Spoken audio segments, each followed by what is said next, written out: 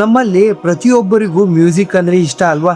ಕೆಲಸ ಮಾಡುವಾಗ ಇರಲಿ, ಪ್ರಯಾಣದಲ್ಲಿ ಇರಲಿ, ಅಥವಾ ಸುಮ್ಮನೆ ಕುಳಿತಾಗ ಇರಲಿ, ಕಿವಿಗಳಿಗೆ ಇಯರ್ಫೋನ್ ಹಾಕ್ಕೊಂಡು ಆ ಲೋಕದಲ್ಲಿ ಕಳೆದು ಹೋಗುವುದು ನಮಗೆಲ್ಲ ಒಂದು ರೀತಿಯ ರಿಲೀಫ್.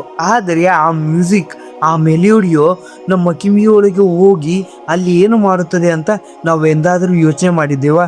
ನಾವು ಪ್ರೀತಿಸುವ ಆ ಶಬ್ದಗಳೇ ನಮ್ಮ ಕಿವಿಗೆ, ಆರೋಗ್ಯಕ್ಕೆ ಕಂಟಕವಾಗಿವೆ. ಇವತ್ತು ನಾನು ನಿಮಗೆ ಒಬ್ಬ ವಿದ್ಯಾರ್ಥಿ ರವಿಯ ಕತೆ ಹೇಳಬೇಕು. ರವಿ ದಿನಕ್ಕೆ 8ರಿಂದ 9 ಗಂಟೆಗಳ ಕಾಲ ಆನ್ಲೈನ್ ಕ್ಲಾಸ್ಗಾಗಿ, ಸ್ಟಡಿ ಮೆಟೀರಿಯಲ್ ಕೇಳುವುದಕ್ಕಾಗಿ ಇಯರ್ಫೋನ್ನ ಅಂಟಿಸ್ಕೊಂಡೇ ಇರ್ತಿದ್ದ. ಎಲ್ಲರ ಹಾಗೆ ಅವನಿಗೆ ಅನಿಸ್ತಾ ಇದ್ದಿದ್ದು ಒಂದೇ, ನಾನು ಸ್ವಲ್ಪ ಹೊತ್ತು ಯೂಸ್ ಮಾಡ್ತಾ ಇದ್ದೀನಿ, ಅದರಿಂದ ಏನೋ ಪ್ರಾಬ್ಲಮ್ ಆಗಲ್ಲ ಬಿಡು ಅಂತಂದು. ಆದರೆ ಒಂದು ದಿನ ಇದ್ದಕ್ಕಿದ್ದಂತೆ ಅವನ ಕಿವಿಯಲ್ಲಿ ಸೌಂಡ್ಗಳು ಕಮ್ಮಿ ಆಗತೊಡಗಿದವು. ವೈದ್ಯರ ಬಳಿ ಹೋದಾಗ ಅವನಲ್ಲಿ ಆಗಿದ್ದು ಸತ್ಯ ಏನು ಗೊತ್ತಾ? ಇವತ್ತಿನ ಈ ವಿಡಿಯೋದಲ್ಲಿ ನಾವು ಕೇವಲ ಒಂದು ತಾಂತ್ರಿಕ ವಿಷಯದ ಬಗ್ಗೆ ಮಾತನಾಡುವುದಿಲ್ಲ, ಕಿವಿಯೊಳಗೆ ನಡೆಯುತ್ತಿರುವ ವಿಜ್ಞಾನದ ಬಗ್ಗೆ ಮತ್ತು ನಾವು ಪ್ರತಿದಿನ ಮಾಡುತ್ತಿರುವ ಆ ಚಿಕ್ಕ ತಪ್ಪು ಬಗ್ಗೆ ಆಳವಾಗಿ ಚರ್ಚಿಸೋಣ. ಈ ಇಯರ್ಫೋನ್ ನಮ್ಮ ಕಿವಿಗೆ ಶಾಶ್ವತವಾಗಿ ಹಾಳು ಮಾಡುತ್ತಿದ್ದವ ಅಥವಾ ಅದನ್ನು ಸರಿಯಾದ ರೀತಿಯಲ್ಲಿ? ಬನ್ನಿ ಇವತ್ತಿನ ಈ ವಿಡಿಯೋ ಮೂಲಕ ನಿಮ್ಮ ಕಿವಿಯ ಆರೋಗ್ಯವನ್ನು ಉಳಿಸುವ ದಾರಿಯನ್ನು ತಿಳಿದುಕೊಳ್ಳೋಣ. ನಮ್ಮ ಕಿವಿ ಇಷ್ಟೊಂದು ಸೂಕ್ಷ್ಮವಾಗಿದೆ ಅಂದರೆ ನಾವು ಅದನ್ನು ಕೇವಲ ಒಂದು ಅಂಗ ಅಂತ ಅಂದ್ಕೊಂಡ್ರೆ ತಪ್ಪು. ಇದು ಒಂದು ಅದ್ಭುತವಾದ ಇಂಜಿನಿಯರಿಂಗ್ ಮಷೀನ್.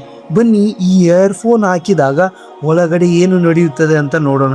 ಮೊದಲನೇದಾಗಿ ಈ ಹೊರಗಿನ ಭಾಗವನ್ನು ಪಿನ್ ಅಂತ ಕರೀತಾರೆ. ಇದು ಸೌಂಡ್ ವೇರ್ ಅಥವಾ ಧ್ವನಿಯ ಅಲೆಯನ್ನು ಹಿಡಿದು ಒಳಗೆ ಕಳಿಸುತ್ತದೆ.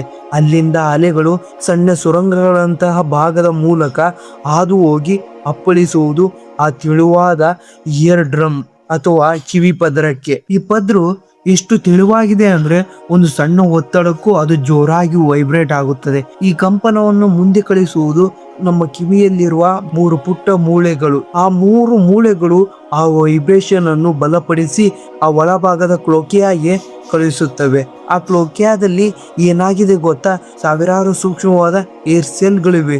ಇವು ನಿಮಗೆ ಕೇಳಿಸೋಕೆ ಪ್ರಮುಖ ಕಾರಣ. ಇಲ್ಲಿ ಇರೋದು ನೋಡಿ ಡೇಂಜರ್ ಪಾಯಿಂಟ್. ನಾವು ಜೋರಾಗಿ ಮ್ಯೂಸಿಕ್ ಕೇಳಿದಾಗ ಆ ಸೌಂಡ್ ವೇವ್ಸ್ ಆ ಹೇರ್ ಸ್ಟೈಲ್ ಮೇಲೆ ಅತಿಯಾದ ಒತ್ತಡ ಇರುತ್ತದೆ. ಈ ರೀತಿ ಬಾಗುತ್ತವೆ, ಸ್ವಲ್ಪ ಸಮಯ ಬಿಟ್ಟು ಮತ್ತೆ ತಮ್ಮ ಸ್ಥಿತಿಗೆ ಬರುತ್ತವೆ. ಆದರೆ ನಾವು ದಿನಗಂಟಲೆ ಜೋರಾಗಿ ಮ್ಯೂಸಿಕ್ ಕೇಳಿದರೆ ಆ ಹೇರ್ ಸೆಲ್ಗಳು ಸಂಪೂರ್ಣವಾಗಿ ಬಾಗಿಕೊಂಡು ಬಿಡುತ್ತವೆ. ಕೆಲವೊಮ್ಮೆ ಸತ್ತೇ ಹೋಗುತ್ತವೆ ಅಥವಾ ಮುರಿದು ಬೀಳುತ್ತವೆ. ಮತ್ತು ಇಲ್ಲೇ ನಮಗೆ ಅರ್ಥವಾಗುವ ದೊಡ್ಡ ಸತ್ಯ ಏನು ಗೊತ್ತಾ? ಮನುಷ್ಯನ ದೇಹದಲ್ಲಿ ಉಳಿದ ಜೀವಕೋಶಗಳು ಮತ್ತೆ ಹುಟ್ಟುತ್ತವೆ. ಆದರೆ ಈ ಹೇರ್ ಸೆಲ್ಗಳು ಒಮ್ಮೆ ಸತ್ತರೆ ಅವು ಮತ್ತೆ ಎಂದಿಗೂ ಬೆಳೆಯುವುದಿಲ್ಲ. ಅವು ಶಾಶ್ವತವಾಗಿ ನಾಶವಾಗುತ್ತವೆ. ಅಂದರೆ ನೀವು ಇವತ್ತು ಜೋರಾಗಿ ಕೇಳುವ ಮ್ಯೂಸಿಕ್ ಬೆಲೆಯನ್ನ ನಿಮ್ಮ 40ರಿಂದ 50ನೇ ವಯಸ್ಸಿನಲ್ಲಿ ಕೇಳುವ ಶಕ್ತಿ ಇಲ್ಲದಿದ್ದಾಗ ತೆರೆಯಬೇಕಾಗುತ್ತದೆ. ಇದು ಯಾವುದೇ ಚಿಕಿತ್ಸೆಯಿಂದ ವಾಸಿಯಾಗದ ಸಮಸ್ಯೆ ಆಗಿರುತ್ತೆ. ನೋಡ್ರಿ, ಈಗ ನೀವು ಕೇಳಬಹುದು, ಹೌದು ಏರ್ ಮುಖ್ಯ ಅಂತ ಅರ್ಥವಾಯಿತು, ಆದರೆ ನಾವು ದಿನನಿತ್ಯದಲ್ಲಿ ಇಯರ್ಫೋನ್ ಇಲ್ಲದೆ ಬದುಕೋಕೆ ಸಾಧ್ಯನೇ ಇಲ್ಲ. ಆನ್ಲೈನ್ ಕ್ಲಾಸ್ ಇದೆ, ಮೀಟಿಂಗ್ಸ್ ಇದೆ, ಎಡಿಟಿಂಗ್ ಕೆಲಸ ಇದೆ, ಖಂಡಿತ ನಮಗೂ ಅದು ಅರ್ಥವಾಗುತ್ತದೆ. ನಾವು ಅದೇ ಜೀವನ ಶೈಲಿಯನ್ನು ಫಾಲೋ ಮಾಡ್ತೀವಿ. ಆದರೆ ಆ ರವಿ ಕತೆ ನೆನಪಿದೆಯಾ?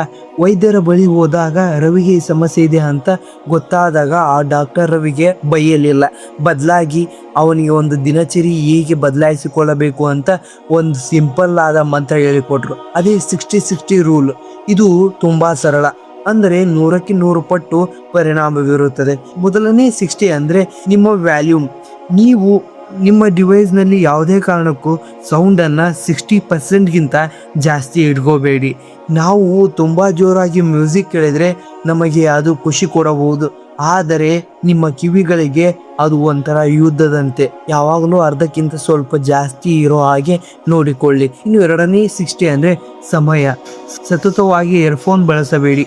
60 ನಿಮಿಷ ನಂತರ ಕಡ್ಡಾಯವಾಗಿ ಒಂದು ಸಣ್ಣ ಬ್ರೇಕ್ ತೆಗೆದುಕೊಳ್ಳಿ. ಕನಿಷ್ಠ 5ರಿಂದ 10 ನಿಮಿಷಗಳ ಕಾಲ ಕಿವಿಗೆ ವಿಶ್ರಾಂತಿ ಕೊಡಿ.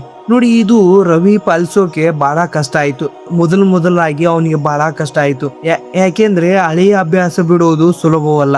ಆದರೆ ಅಮೆಝಾನ್ನ ಅಲೆಕ್ಸಾ ಅಥವಾ ಫೋನ್ನಲ್ಲಿರುವ ಟೈಮರ್ನ ಇಟ್ಕೊಳ್ಳೋಕ್ಕೆ ಶುರು ಮಾಡಿದ.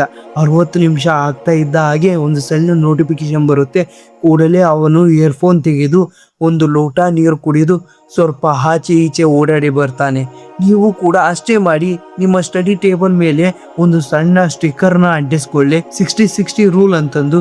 ಇದು ಕೇವಲ ಒಂದು ನಿಯಮವಲ್ಲ, ಇದು ನಿಮ್ಮ ಕಿವಿಯ ಭವಿಷ್ಯವನ್ನು ಕಾಪಾಡುವ ಒಂದು ಸೆಲ್ಫ್ ಜಾಕೆಟ್.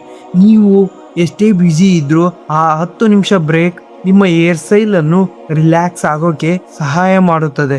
ಈ ಸಣ್ಣ ಬದಲಾವಣೆ ಮಾಡಿದರೆ ಸಾಕು, ನಿಮ್ಮ ಕಿವಿಗಳು ದಶಕಗಳ ಕಾಲ ಆರೋಗ್ಯವಾಗಿರುತ್ತವೆ. ಮೊದಲನೇದಾಗಿ, ಈ ಇಯರ್ಬಡ್ಸ್ ನಿಜಕ್ಕೂ ಡೇಂಜರ್, ಏಕೆಂದರೆ ಸೌಂಡ್ ನೇರವಾಗಿ ನಿಮ್ಮ ಕಿವಿ ಪದರಕ್ಕೆ ಅಪ್ಪಳಿಸುತ್ತದೆ. ಜೊತೆಗೆ ನಿಮ್ಮ ಕಿವಿಯ ನಾಳ ಸಂಪೂರ್ಣವಾಗಿ ಮುಚ್ಚಿಬಿಡುತ್ತದೆ. ಇದರಿಂದ ಗಾಳಿ ಒಳಗೆ ಹೋಗುವುದಿಲ್ಲ. ಕಿವಿಗಳಲ್ಲಿರುವ ನೈಸರ್ಗಿಕ ವ್ಯಾಕ್ಸ್ ಹೊರಗಿನ ಬ್ಯಾಕ್ಟೀರಿಯಾಗಳನ್ನು ತಡೆಯುತ್ತದೆ. ಆದರೆ ಏರ್ಬಡ್ಸ್ನಿಂದ ಕಿವಿಯ ಡ್ರೈ ಸೋಂಕು ತಗುಲುವ ಸಾಧ್ಯತೆ ಇದೆ. ಇದರಿಂದ ಇನ್ಫೆಕ್ಷನ್ ಆಗೋ ಸಾಧ್ಯತೆ ಇರುತ್ತೆ. ಹಾಗಾದರೆ ಏನು ಮಾಡಬೇಕು? ಸಾಧ್ಯವಾದರೆ ಇವುಗಳನ್ನು ಬಳಸಿ. ಇವು ಓವರ್ ದಿ ಇಯರ್ ಏರ್ಫೋರ್ಸ್. ಇವು ಕಿವಿಯ ಪದರಕ್ಕೂ ಸ್ಪೀಕರ್ಗೂ ಸ್ವಲ್ಪ ಅಂತರ ಇರುತ್ತದೆ. ಅದರಲ್ಲೂ ನಾಯ್ಸ್ ಕ್ಯಾನ್ಸಲ್ ಇಯರ್ಫೋನ್ ಅಂತೂ ಸಿಕ್ಕರೆ ಅದು ವರದಾನ. ಹೇಗೆ ಗೊತ್ತಾ, ನಮ್ಮ ಸುತ್ತಮುತ್ತಲಿನ ಶಬ್ದ ಜಾಸ್ತಿ ಇದ್ದಾಗ ನಾವು ಮ್ಯೂಸಿಕ್ ವಾಯ್ಸ್ ಜೋರಾಗಿ ಮಾಡ್ತೀವಿ. ಆದರೆ ನಾಯ್ಸ್ ಕ್ಯಾನ್ಸಲಿಂಗ್ ಹೆಡ್ಫೋನ್ ಹೊರಗಿನ ಶಬ್ದವನ್ನು ತಾನಾಗೆ ಅಬ್ಸರ್ವ್ ಮಾಡಿಕೊಳ್ಳುತ್ತದೆ. ಸೊ ನೀವು ಕಡಿಮೆ ವಾಲ್ಯೂಮ್ನಲ್ಲಿಯೇ ಸ್ಪಷ್ಟವಾಗಿ ಕೇಳಬಹುದು. ನಿಮ್ಮ ಕಿವಿಗಳಿಗೆ ಕಡಿಮೆ ಶ್ರಮ ಬೀಳುತ್ತದೆ. ಆದರೆ ಎಲ್ಲದಕ್ಕಿಂತ ಬೆಸ್ಟ್ ಆಪ್ಷನ್ ಯಾವುದು ಗೊತ್ತಾ? ಅದೇ ಸ್ಪೀಕರ್. ಯಾವಾಗಲೂ ನೀವು ನಿಮ್ಮ ಮನೆಯಲ್ಲಿ ಅಥವಾ ರೂಮ್ನಲ್ಲಿ ಏಕಾಂಗಿಯಾಗಿ ಇರ್ತೀರೋ ಆ ಸ್ಪೀಕರ್ ಬಳಸಿ. ಸೌಂಡ್ ಸೋಪ್ ಮತ್ತು ನಿಮ್ಮ ಕಿವಿಯ ಮಧ್ಯೆ ಇರುವ ಅಂತರ ನಿಮ್ಮ ಕಿವಿಯ ಪದರನ್ನು ಉಳಿಸುವ ಅತ್ಯಂತ ಸುರಕ್ಷಿತ ದಾರಿ. ಜೊತೆಗೆ ಗಾಳಿ ಆಡೋದ್ರಿಂದ ಕಿವಿ ಆರೋಗ್ಯವಾಗಿರುತ್ತದೆ. ನೋಡಿ, ಹೆಡ್ಫೋನ್ಸ್ ಅನ್ನೋದು ಅನಿವಾರ್ಯ ಇರಬಹುದು, ಆದರೆ ಸ್ಪೀಕರ್ ಅನ್ನೋ ಆಯ್ಕೆ ನೀವು ಎಷ್ಟು ದೂರದಲ್ಲಿ ಶಬ್ದವನ್ನು ಇಡ್ತೀರಾ, ನಿಮ್ಮ ಕಿವಿ ಅಷ್ಟೇ ಹೆಚ್ಚು ಕಾಲ ಜೊತೆಗಿರುತ್ತದೆ. ಇವಾಗ ಕೊನೆಯ ಹಂತಕ್ಕೆ ಬಂದಿದ್ದೀವಿ. ಒಂದು ಮಾತನ್ನ ಹೇಳಬೇಕು. ನಾವು ನಮ್ಮ ಅಜ್ಜಿ ಅಜ್ಜಂದಿರ ನೋಡಿದಾಗ ಅವರಿಗೆ ಕಿವಿ ಕೇಳೋದೆಲ್ಲ ಬಿಡು, ವಯಸ್ಸಾಗಿದೆ ಅಲ್ವಾ ಅಂತ ಸುಲಭವಾಗಿ ಹೇಳಿಬಿಡ್ತೀವಿ. ಆದರೆ ಇದೇ ಒಂದು ದೊಡ್ಡ ಮಿಥ್ಯ ಅಥವಾ ತಪ್ಪು ಕಲ್ಪನೆ. ವಯಸ್ಸಾಗುವುದು ನೈಸರ್ಗಿಕವಾಗಿ, ಆದರೆ 45ರಿಂದ 50ನೇ ವಯಸ್ಸಿಗೆ ಕಿವಿ ಕೇಳದೇ ಇರುವುದು ನೈಸರ್ಗಿಕವಲ್ಲ. ಇದು ದಶಕಗಳ ಕಾಲ ನಾವು ನಮ್ಮ ಕಿವಿಗಳಿಗೆ ನೀಡಿದ ನೋವಿನ ಪರಿಣಾಮ. ನಾವು ಇವತ್ತು ಯಾವುದೇ ಒಂದು ಹಾಡನ್ನು ಜೋರಾಗಿ ಕೇಳಿ ಆನಂದಿಸಬಹುದು, ಆದರೆ ಅದೇ ಅತಿಯಾದ ವ್ಯಾಲ್ಯೂಮ್ ನಾಳಿನ ದಿನಗಳಲ್ಲಿ ನಾವು ಕೇಳಬೇಕಾದ ಮಗುವಿನ ನಗು, ಪ್ರಕೃತಿಯ ಶಬ್ದ ಅಥವಾ ನಮ್ಮವರ ಮಾತುಗಳನ್ನು ನಮ್ಮಿಂದ ದೂರ ಮಾಡ್ತೀವಿ. ಒಮ್ಮೆ ಯೋಚಿಸಿ, ಆ ಏರ್ಸೆಲ್ಗಳು ಒಮ್ಮೆ ಸತ್ತರೆ ಅವು ಮತ್ತೆ ಮರಳಿ ತರಲು ಈ ಜಗತ್ತಿನ ಯಾವುದೇ ವೈದ್ಯ ವಿಜ್ಞಾನಿಗೂ ಸಾಧ್ಯವಿಲ್ಲ. ಆಗ ಇದೇ ಎಚ್ಚೆತ್ತುಕೊಂಡರೆ ನಾವು ನಮ್ಮ ಕಿವಿಯ ಆರೋಗ್ಯವನ್ನು ಉಳಿಸಿಕೊಳ್ಳಬಹುದು. ಇವತ್ತಿನಿಂದಲೇ ಒಂದು ಪ್ರತಿಜ್ಞೆ ಮಾಡೋಣ. 60-60 ರೂಲ್ನ ಫಾಲೋ ಮಾಡ್ತೀವಿ. ಸಾಧ್ಯವಾದಾಗಲೆಲ್ಲ ಸ್ಪೀಕರ್ನ ಬಳಸ್ತೀವಿ. ನಮ್ಮ ಕಿವಿಗಳಿಗೆ ವಿಶ್ರಾಂತಿ ನೀಡ್ತೀವಿ. ನಿಮ್ಮ ಕಿವಿಯನ್ನು ಪ್ರೀತಿಸಿ, ಏಕೆಂದರೆ ಅದು ಸುತ್ತಮುತ್ತಲಿನ ಪ್ರಪಂಚವನ್ನು ನೀವು ಆನಂದಿಸಲು ಕೊಟ್ಟಿರುವ ಒಂದು ಅದ್ಭುತವಾದ ಅಮೂಲ್ಯ ಉಡುಗೊರೆ. ವಿಡಿಯೋ ನಿಮಗೆ ಮುಖ್ಯ ಅನಿಸಿದರೆ ನಿಮ್ಮ ಪ್ರೀತಿ ಪಾತ್ರರೊಂದಿಗೆ, ನಿಮ್ಮ ಸ್ನೇಹಿತರೊಂದಿಗೆ ಹಂಚಿಕೊಳ್ಳಿ. ಬಹುಶಃ ನಿಮ್ಮ ಒಂದು ಸಣ್ಣ ಶೇರ್ ಯಾರೋ ಒಬ್ಬರ ಕಿವಿಗಳನ್ನು ಮುಂದಿನ ದಿನಗಳಲ್ಲಿ ಕ್ಯೂರನಾಗುವಂತೆ ಕಾಪಾಡಬಹುದು. ಮತ್ತೆ ಸಿಗೋಣ. ಇನ್ನೂ ಯಾರು ನಮ್ಮ ಚಾನಲ್ನ ಸಬ್ಸ್ಕ್ರೈಬ್ ಮಾಡ್ಕೊಂಡಿಲ್ಲೋ ಪ್ಲೀಸ್ ಸಬ್ಸ್ಕ್ರೈಬ್ ಮಾಡಿ. ವಿಡಿಯೋ ಇಷ್ಟ ಆದರೆ ಒಂದು ಲೈಕ್ ಮಾಡಿ.